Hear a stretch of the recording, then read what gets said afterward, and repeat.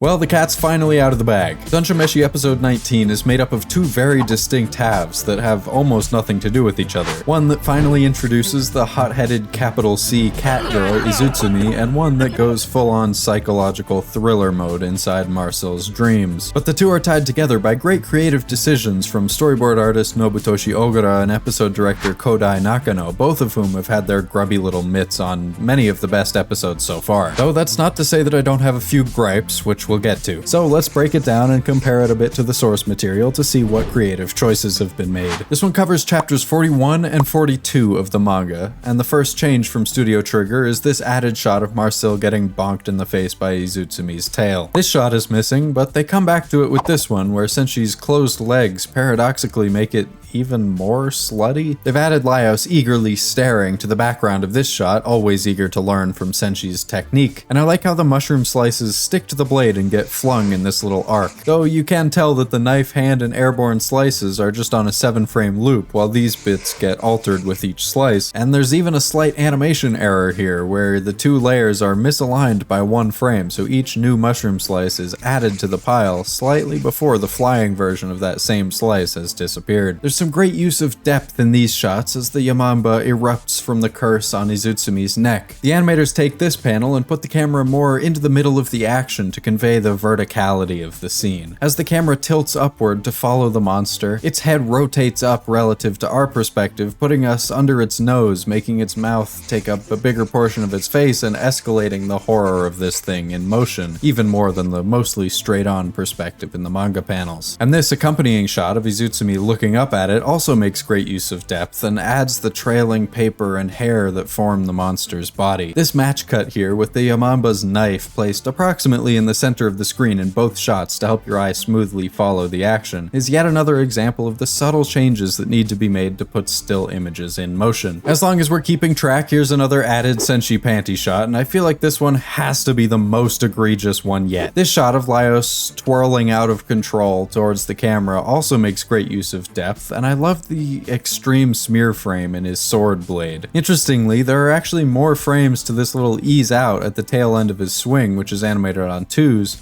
than the actual twirl itself, which is animated on 3s, so it becomes a little less smooth. But that giant smear in the sword serves to bridge the gap between these two wildly different poses. And it's a cute choice to have the bit of paper land on Laios' nose instead of the sword. This shot shows how the way a character eases out of emotion can be even more important than the motion itself. These frames boil between two traced versions of the same drawing to show the Yamanba is struggling against the cooking pot with all its might, before it jumps straight from this frame to this one with no in-betweens or smears. All that buildup means that the motion is too fast to be seen by the human eye, but all the secondary parts of the character that aren't leading the action, like the fingertips, hair, and robes, all ease out over 7 frames, moving slowly in the opposite direction before settling into place, and your brain fills in the gaps and understands what just happened anyway. This shot is kinda weird, huh? Not sure what they were going for with this. Laios is of course fascinated by Izutsumi, and I love how they've chosen to take these two panels and put Marcel and Izutsumi's droopy ears right next to each other to draw a parallel between the two, now that Izutsumi is starting to be ingratiated into the group. The first half of the episode, it sort of pales in comparison to the second. Let me know your thoughts in the comments. But Izutsumi is great, and it's nice to have a new character introduced to the main cast to shake up the dynamics a bit. Obviously, catgirls are not untrodden ground in anime, but as always, the series takes it in a very different direction than the tired trope. This isn't some generic moe girl who happens to have a pair of inconsequential cat ears. Izutsumi is a cat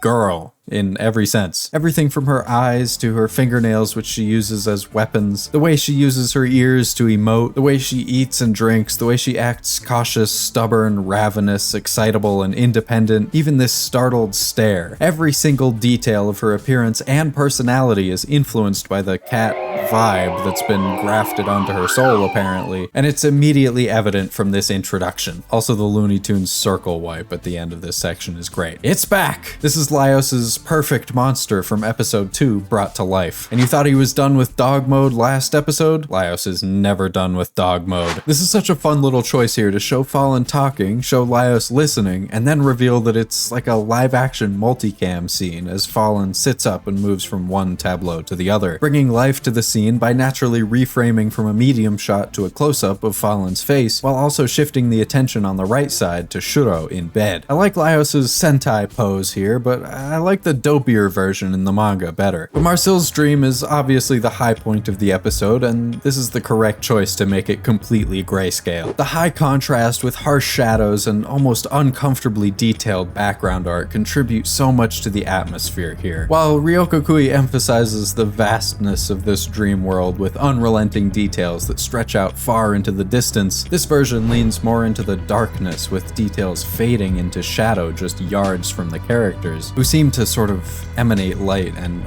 are the only things really illuminating the atmosphere. Even childhood Marcel is rocking the elaborate hairstyles, 4 braids instead of 2, and the Cronenberg monster itself, the very embodiment of entropy, is introduced first with this giant ogre-like hand instead of these slowly emerging eyes in the darkness. It leads this sort of stepping motion with the thumb and pinky finger while the other 3 fingers follow behind, and it's that inertia combined with the sound effects that give the impression of enormous hugeness. The fingers are so big that it takes extra energy to drag them along with the rest of the hand, and this show's tendency to use lighting to show shape and volume is on full display here with the harsh, dark shadows that almost cling to the monster like molasses as it looms out of the unknowable darkness. At the start of the show, with its bright characters and approachable atmosphere, it was unclear if Studio Trigger would be able to handle these darker elements that rear their head later in the series, particularly because horror is particularly difficult to adapt from manga to animation. Junji Ito comes to mind. And I do have a couple complaints along those lines, but generally, series director Yoshihiro Miyajima has shown again and again that his steadfast dedication to the source material outweighs any other stylistic influences. If I were to give one complaint about the monster, it would be that the animators don't do as great of a job conveying how it completely fills up the space in this hallway, floor to ceiling, corner to corner, consuming everything in its path without even a gap for air to escape at the edges. They've added this set of decaying skeletal teeth to the inside of the monster's, hole. But what really get me in this shot are the shadowy undersides of the tentacles that hint at the depth of this thing. These eye reflection shots are starting to become a theme, and this one chooses to match up the monster's hideous gaping maw with the edges of Laios' iris, so as his pupil shrinks, it appears to be consumed by the monster. My biggest complaint, though, is that Laios' face melting loses some of its impact in this version. Here, the flesh itself slides down his face. These spaces under his eye socket and cheekbone become gaunt and hollowed out. Even his nose changes shape and becomes more rounded and bumpy. In this version, due to the lower detail level in animation, it ends up looking more like a really bad rash and heavy perspiration. And the pacing here is a little fast, too, I think. In the manga, for a solid page or so, Laios himself is legitimately terrified at what's happening to him, which prevents him from being able to stay present with Marcel and help her through the nightmare. I do like these 2 simple shots of the 2 of them sideways surrounded by darkness, which illustrate the distance between the 2 characters in this moment, but it doesn't work as well without taking the time to really show Laios' own emotional distress before he's able to snap back to the task at hand. This is a cool choice. When she cries that her magic is incomplete, we cut to a close-up shot of grown-up Marcel for a split second as we get to the core of her deep-seated fears that everyone she loves will eventually be taken away from her by the unrelenting grip of time, and that without the full power of ancient magic, she will be powerless to stop it. And finally, it's the Mad Mage's ancient grimoire that returns the color to Marcel's life. I'm sure nothing bad will come of that attitude. Why would it? And her hilariously straightforward, brute force approach to magic shines through in that she literally just uses the book as a club to defeat the beast. Storyboard artist Nobutoshi Ogura and animators like Yo Himuro, who did this cut, do an incredible job with the Cronenberg monster's messy, overwhelming details, and the chromatic aberration in and this shot is especially creepy inside this monochromatic world. There is so much foreshadowing packed into this chapter, and Trigger have consistently added even more throughout the series, some of which I've hinted at. And I won't get into this in too much detail, but if you want to go looking, this entire dream sequence is bursting with hints and details about Marcille that will later become very relevant, particularly in the ample paintings filled with loved ones and painful childhood memories, which they've emphasized way more heavily than in the books.